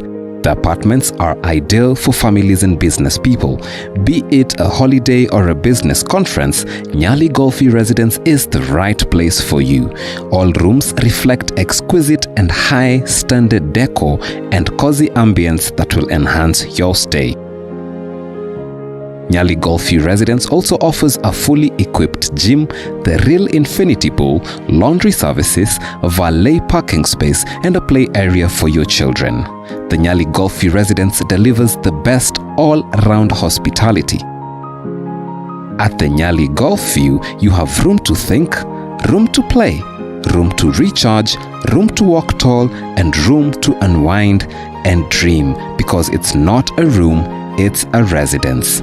For booking and reservation, contact us on 0757-298-272 or email us at nyaligolfview@gmail.com or visit our website at www.nyaligolfview.com. Welcome to the exciting world of M-Truck Solutions, your trusted provider for bulk SMSs. We also offer API integrations for all your communication and payment needs. We also provide you with tailor-made payment getaway solution to receive and disburse cash quickly, affordable and securely. Let us expand your reach and connectivity on USSD, SMS and voice today. Call us on 0723-030-030 or email hello@mtruck.limited.co.ke. For more details, visit our website www.mtrucklimited.co.ke. You are watching TV 47, the home of untold stories.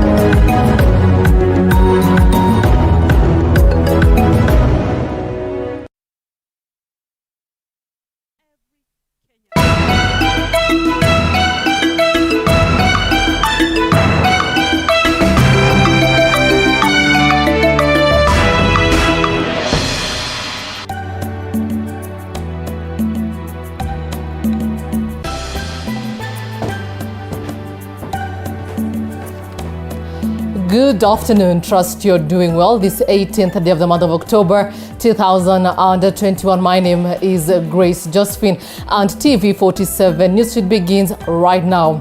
Famine and drought victims in Gaza, Kilifi County are calling on the national government to provide a lasting solution to the alarming rise of food insecurity. The locals from Palakumi village believe that drilling more dams and wells could help improve food production since they have not harvested food for the last 3 years in a row.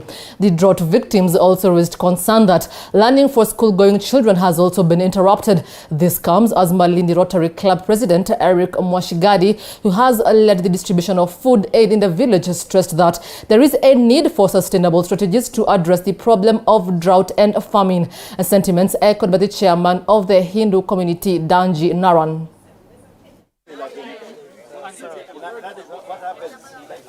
Tumeangana kulima lakini hakuna mvua ambayo imenyesha ili kuweza kutuwezesha mifugo inakufa.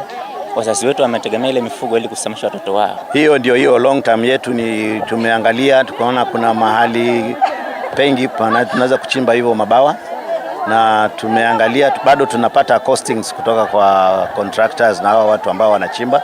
Tunaomba serikali ituletee maji pia na chakula zaidi. Government, the county government and the national government should act fast. We are only doing in a small way, a small intervention. Now, moving on, Quisero National Government Constituency Development Fund has implemented various security projects, including building DCI offices and deputy county commissioners' residence to mitigate insecurity in the area. Violet Auma reports from Quisero.